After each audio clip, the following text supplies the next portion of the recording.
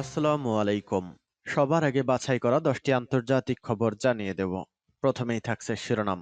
তবে তার আগে অনুরোধ থাকবে ভিডিওটিতে একটি লাইক দিবেন।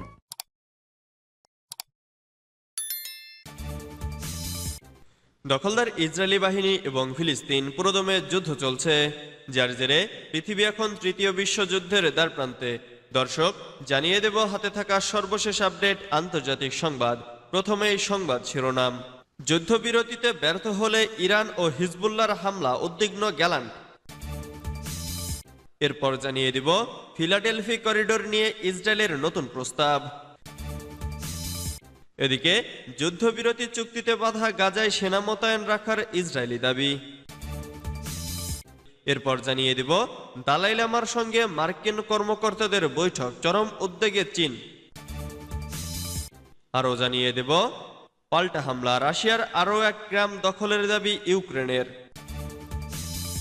সর্বশেষ জানিয়ে দিব গাজায় ইসরায়েলি হামলায় আরও 42 ফিলিস্তিনি নিহত। এতক্ষণ শুনছিলেন সংবাদ শিরোনাম, এবারে বিস্তারিত। তবে অনুরোধ থাকবে ভিডিওটিতে একটি লাইক করবেন এবং কমেন্ট করে জানিয়ে দিবেন কোন জেলা থেকে আপনি আমাদের এই ভিডিওটি দেখছেন। যুদ্ধবিরতিতে ব্যর্থ হলেই ইরান ও হিজবুল্লাহর হামলা, উদ্বিগ্ন গ্যালান্ট। গাজা যুদ্ধবিরতি চুক্তিতে ব্যর্থ হলে ইরান এবং লেবানন ভিত্তিক রাজনৈতিক সংগঠন হিজবুল্লাহর পক্ষ থেকে ইসরায়েলে বড় ধরনের প্রতিশোধমূলক হামলার সম্ভাবনা আরও বেড়ে যাবে বলে আশঙ্কা প্রকাশ করেছেন জায়নবাদী যুদ্ধমন্ত্রী ইয়োভ গ্যালান্ট। এ পরিস্থিতির জন্য তিনি মধ্যপ্রাচ্যের কসাইখ্যাত ইসরায়েলি প্রধানমন্ত্রী বেনিয়ামিন নেতানিয়াহুকে দায়ী করেছেন। ইসরায়েলে চ্যানেল 12-এর বরাতে মঙ্গলবার এসব কথা জানিয়েছে তেহরান ভিত্তিক সংবাদ মাধ্যম ফার্স টুডে। গ্যালান্ট অভিযোগ করে বলেন, নেতানিয়াহু সব সময় গাজা উপত্যকায় যুদ্ধ অব্যাহত রাখা এবং যুদ্ধবিরতি বাধাগ্রস্ত করার বিষয়ে তার নিজস্ব নীতি অনুসরণ করে চলেছে। জায়নবাদী যুদ্ধমন্ত্রী এমন সময় এই মন্তব্য করলেন যখন গাজা উপত্যকায় যুদ্ধবিরতির জন্য চলতি সপ্তাহের শেষে মধ্যস্থতাকারী দেশ মিশরের কায়রোতে আবারও আলোচনা শুরু হওয়ার কথা রয়েছে। পাশাপাশি নেতানিয়াহুকে মন্ত্রিসভায় ফিলিস্তিনি প্রতিরোধকামী সংগঠনগুলোর সাথে চুক্তির লক্ষ্যে একটি খসড়া উপস্থাপন করতে বলেছেন গ্যালান্ট।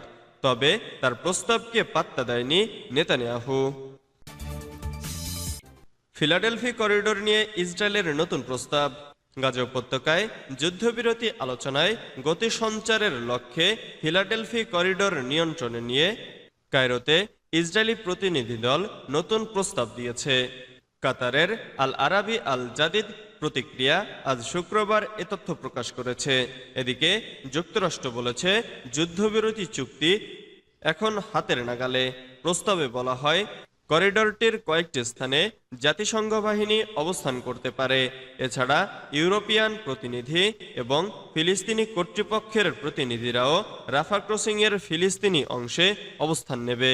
তবে রাফা ক্রসিং থেকে ধাপে ধাপে ইসরায়েলি সৈন্য প্রত্যাহার করা হবে না। মার্কিন যুক্তরাষ্ট্র জানিয়েছে, গাজায় যুদ্ধবিরতি এবং পণবন্দি মুক্তি চুক্তি এখন দৃষ্টিসীমায় রয়েছে। বৃহস্পতিবার জাতিসংঘ নিরাপত্তা পরিষদে মার্কিন দূত লিন টমাস গ্রিনফিল্ড এই মন্তব্য করেন। তিনি মার্কিন প্রস্তাব গ্রহণের জন্য ফিলিস্তিনি প্রতিরোধ আন্দোলন হামাসের ওপর চাপ দিতে 15 সদস্যের জাতিসংঘ নিরাপত্তা পরিষদকে চাপ দিতে বলেন। যুদ্ধবিরতি চুক্তিতে বাধা গাজায় সেনা মোতায়েন রাখার ইসরায়েলি দাবি। ইসরায়েলের গাজায় সামরিক উপস্থিতি ফিলিস্তিনি বন্দীদের মুক্তি নিয়ে মতবিরোধের কারণে যুদ্ধবিরতি ও জিম্মি বিনিময় চুক্তি আটকে যাচ্ছে। বৃহস্পতিবার মার্কিন মধ্যস্থতায় গত সপ্তাহে আনুষ্ঠানিক আলোচনার সঙ্গে জড়িত 10টি সূত্র একথা বলেছে। ব্রিটিশ বার্তা সংস্থা রয়টার্স এ খবর জানিয়েছে। সূত্রগুলোর মধ্যে 2 জন হামাস কর্মকর্তা এবং 3 জন পশ্চিমা কূটনীতিক রয়েছেন।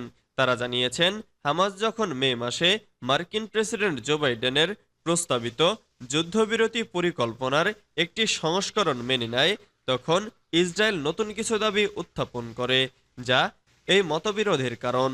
সূত্রগুলো বলছে, বিশেষ করে ইসরায়েলের নেতজারিম করিডোর এবং ফিলাডেলফি করিডোরে সেনা মোতায়েনের সর্বশেষ দাবি নিয়ে হামাস উদ্বিগ্ন।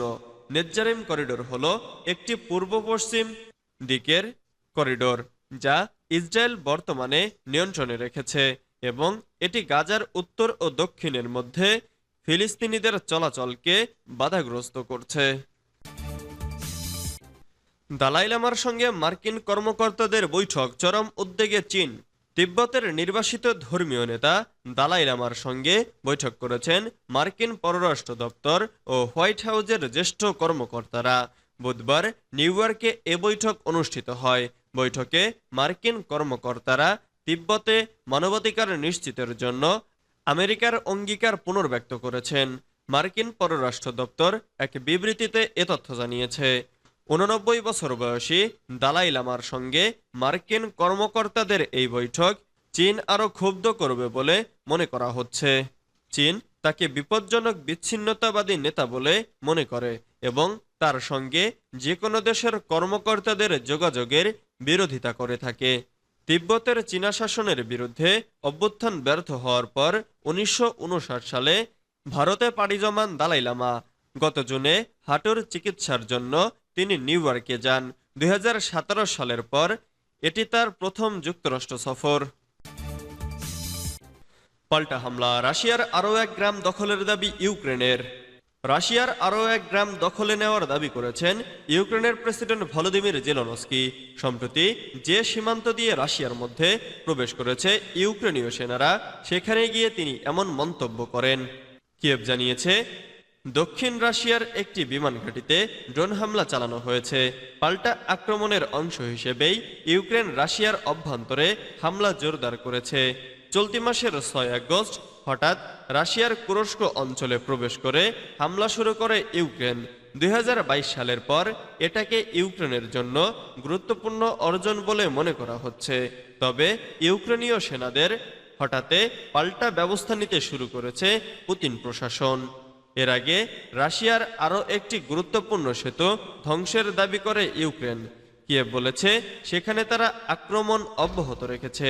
এর পাশাপাশি রাশিয়ার দ্বিতীয় কৌশলগত সেতুটি তারা ধ্বংস করে দিয়েছে। গাজায় ইসরায়েলি হামলায় আরও 42 ফিলিস্তিনি নিহত। গাজায় ইসরায়েলি হামলায় আরও 42 ফিলিস্তিনি নিহত হয়েছেন। এতে করে উপত্যকাটিতে নিহতের মোট সংখ্যা প্রায় 40,300 জনে পৌঁছেছে। এছাড়া গত বছরের অক্টোবর থেকে চলা এই হামলায় আহত হয়েছেন আরও 93,000-এর বেশি ফিলিস্তিনি। বৃহস্পতিবার 22 আগস্ট এক প্রতিবেদনে এই তথ্য জানিয়েছে বার্তা সংস্থা আনাদোলু। প্রতিবেদনে বলা হয়েছে গাজা উপত্যকায় ইসরায়েলের চলমান হামলায় কমপক্ষে আরও 42 ফিলিস্তিনি নিহত হয়েছেন। এতে করে গত বছরের অক্টোবর থেকে এ পর্যন্ত মোট মৃতের সংখ্যা বেড়ে 40,265 জনে পৌঁছেছে বলে বৃহস্পতিবার অবরুদ্ধ এই ভূখণ্ডের স্বাস্থ্য মন্ত্রণালয় জানিয়েছে। মন্ত্রণালয় এক বিবৃতিতে জানিয়েছে নিরলস এই হামলায় আরও অন্তত 93,144 জন ব্যক্তি আহত হয়েছেন। মন্ত্রণালয় বলেছে গত 24 ঘন্টায় ইসরায়েলি বাহিনীর অব্যাহত আগ্রাসনে 42 জন নিহত এবং আরও 163 জন আহত হয়েছেন। অনেক মানুষ এখনও ধ্বংসস্তূপের নিচে এবং রাস্তায় আটকা পড়ে আছেন, কারণ উদ্ধারকারীরা তাদের কাছে পৌঁছাতে পারছেন না।